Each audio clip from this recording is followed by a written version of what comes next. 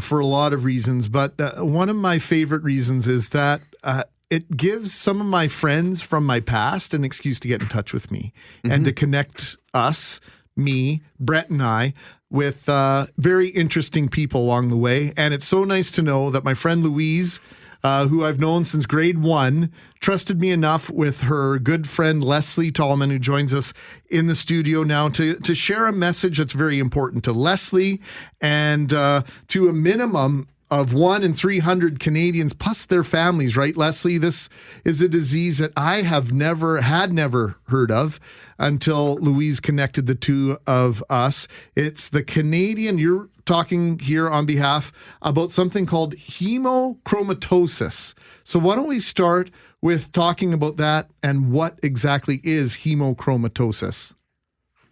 Okay, hemochromatosis is a genetic disorder of iron metabolism, which causes the body to absorb and retain too much iron from dietary sources. This iron overload builds up in parts of our bodies that are not designed for iron storage, such as all our essential organs, the heart, the brain, the liver, the kidneys, the pancreas, and especially our joints. About 10% of healthy people absorb about 10% of their dietary iron. Hemochromatosis people, they absorb 4 times that amount, and the iron never leaves our bodies.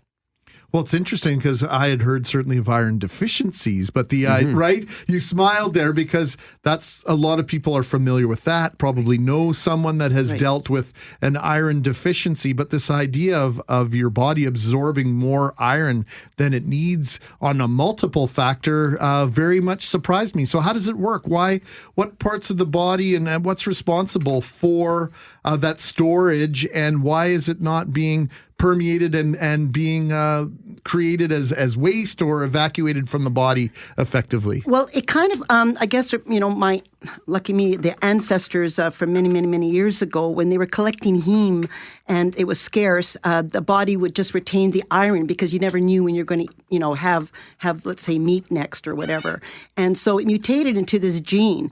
And like now, there's so much extra iron in things that it's causing chaos in hemochromatosis patients. The symptoms are basically you get chronic fatigue, loss of body hair, sudden weight loss, abdominal bloating, thyroid problems, elevated liver enzymes, mood changes, and especially pains in all the joints. It's funny because I'm pretty sure the only time I've heard of hemochromatosis is on an episode of Dr. House. And even then, I didn't quite know what it was. And according to some of the facts here you presented with us, it's one of the most common genetic disorders in Canada. Yet, this is honestly the first I've heard of it, and I'm sure there's plenty of listeners out there that are in the same boat. Why do we know so little about this, or why isn't this in kind of the public eye? Well, until recently, many doctors were trained to believe that hemochromatosis was a rare disease, rare disorder. It's not a disease; it's a rare disorder, and the patient's symptoms would be often overlooked, or they attributed to other causes. And because the early symptoms are very subtle, the most people with them aren't tested or diagnosed for hemochromatosis. And I'm trying to I'm in the process of getting the government to get a national guideline so that if people have diabetes or cirrhosis of the liver or thyroid problems, to test if they're in the ethnic group for hemochromatosis. And I just want to stress that the ethnic groups really affected are Northern Europeans, such as the Irish, the Scottish, English, French, Ukrainian, and anybody of Celtic origin. And Manitoba has a high population of all these ethnic origins. Yeah. And so like when someone's diagnosed, let's say with diabetes, for example, they're not tested to see if hemochromatosis was part of it, or a heart condition, or arthritis, rheumatoid, osteo, whatever. And it's costing our healthcare system a fortune. Right. And this is really preventable. This is what's really sad, is because if you don't get tested for this and you have it and it goes without getting diagnosed, it's potentially fatal. This is the problem. I was tested and I ended up my numbers were up to about 800. And a normal person has 50 Oh my. NGs of iron in them, walking around with 50. Wow. And some people have up to 2,500 to 3,000, and they don't even know it, but they know it, their bodies are giving in. Like the iron is toxic in their body. Is this as much then an issue to educate physicians as it is to educate the public? Yes. So that's what we're doing this afternoon. Leslie Talman joining us here. We're talking about a disorder. I called it a disease. Is it a disease? No, it's a blood. It's a disorder, a genetic disorder of iron metabolism. Okay, so there we go. We're learning already. It's called hemochromatosis, and this may be the very first time you've heard of this disorder, and we're inviting you to listen very closely to our discussion this afternoon. Tristan. I just have to ask, what does the test involve? Do they just take blood samples and test it that way, or is it a little more extensive? Yeah, I won't get into the real nitty-gritty of it, but it's basically a serum ferritin box she has to tick off on your blood work. It's just a simple blood test. And then your iron numbers come up. So mine were a bit elevated. And then she sent the numbers to the diagnostic lab at the Health Sciences Center. And then I was diagnosed with genetic hemochromatosis, and we went on from there. So what were some of the symptoms you were experiencing before that would lead you to, to suggesting, hey, something's not right here. You need to test me for something. I actually was feeling, I thought, okay. But having said that, I was a flight attendant for 43 years.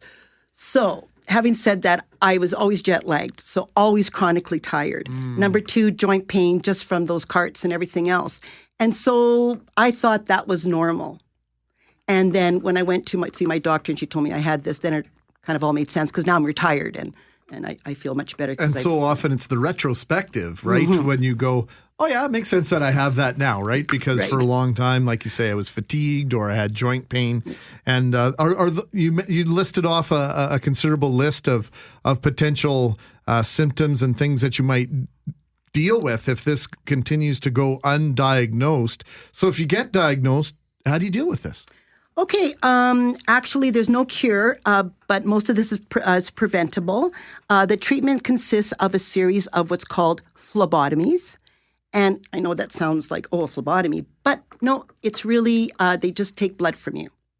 And I went every month for 2 years. And if your numbers are really, really high, you might go twice a month or 3 times, whatever your doctor needs you to do. And once you're de-ironed, like my levels are down now, and I go 4 times a year to Canada Blood Services, and I give my iron-rich blood, which is fantastic for operating rooms and whatnot. And I'm giving back. I'm giving my blood out to help people. So there is a benefit to others once your diagnosis is successful. Right. And we understand what's going on. We should take a break and update the weather forecast, and then we'll talk more about this disorder that most of us have never heard of, but 1 in 300 Canadians will be affected.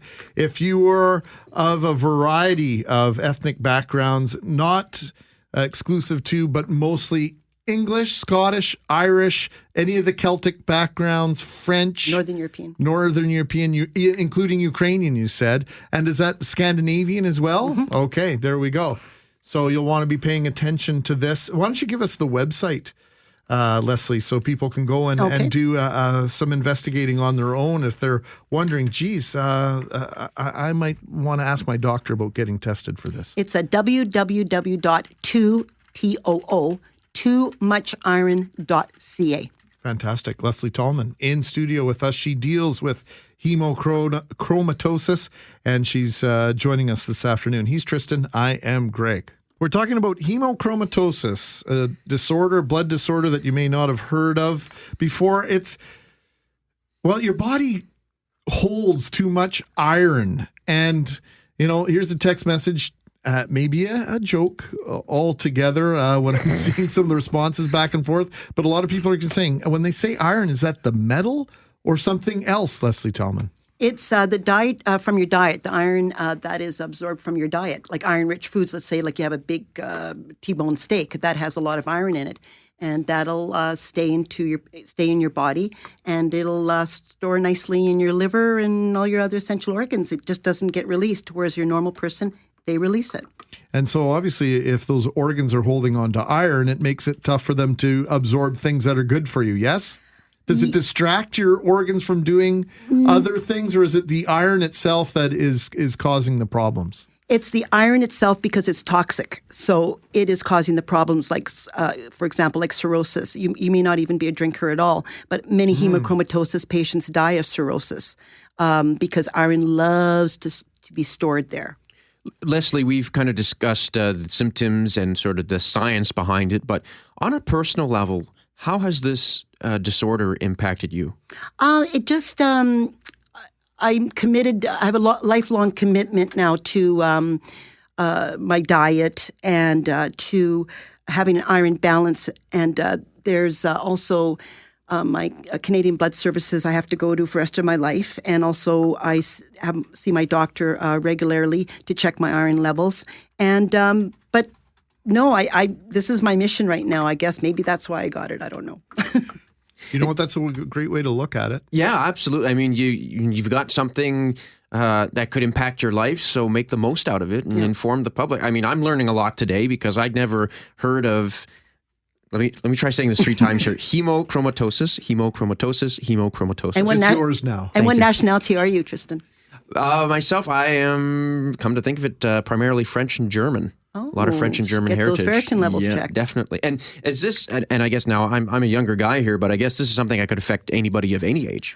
Well, it actually affects males first because they don't have a monthly situation like the women do. Okay, so it hits women usually after menopause. But there was, for example, a young athlete, 38 years old, and he was just getting more and more crippled up and having symptoms after symptoms, and the doctors just couldn't find it. After year number 4, he looked like he was 80 years old, and then a doctor did diagnose him finally with hemochromatosis, and he got de-ironed, and now he's back to being an athlete. It's interesting. We just got a text message from a listener who said, my name is Tim, and I'm a carrier of the disease you're speaking of right now. My father has it, and it took the life from my grandfather. So, Tim, thanks for sharing that. I asked Tim, do you live with it successfully? He says, yes. As a carrier, I do, but I don't have to give blood. But I could give it to my children. Obviously, this could be passed on. So that gene, it's critical to find out if it's in your family, right? Absolutely. Leslie? Yep. So once genetic again, testing. So genetic testing. If you're what is when you get a blood test, what is it that you're asking them to test for? The serum ferritin. Ferritin, yes. So if that ferritin level is normal, doesn't mean you couldn't be a carrier. So true. So under what circumstance, if you know that you have up your family tree, your father, your grandfather, etc., you might want to have your kids tested, I guess is the point. Absolutely. Okay, I got that out eventually. For those of you just tuning in, we're talking about hemochromatosis, and you listed a lot of these earlier, but complications and symptoms of this are chronic fatigue, depression, abdominal pain, aching joints, particularly in the knuckle and first joint of the first and second fingers. That's incredibly specific, Leslie. Well, I'm not a doctor, but I know that I think when you have problems with your liver, it causes all sorts of issues with everything. And I just want to add that there's bronzing of the skin included with this. So people look like they have a permanent tan. And that if it's middle of the winter in Winnipeg and you're still got a brown tone to your skin, that's not good. I guess we're out of time, Tristan. I'm soaking all of this in because I find this fascinating. It's we think we have a pretty good handle on the diseases and the disorders and the conditions out there, and yet, in spite of our vast medical knowledge and the incredible advances in technology and biology, somehow there's still some diseases like this one, or disorders, I should say, like this one, that affect 1 in 300 Canadians that people like myself are just learning about today. The website is too muchiron.ca if you'd like to learn more about this. Leslie, thank you for bringing this to our attention, and we'll thank the folks at the Canadian Hemochromatosis Society, Brenda in particular, for helping us out in terms of educating us and getting us ready for this interview. It was very informative. Come back and see us again. Okay, it was my pleasure. Tristan Field-Jones with Global News and Weather next at the top.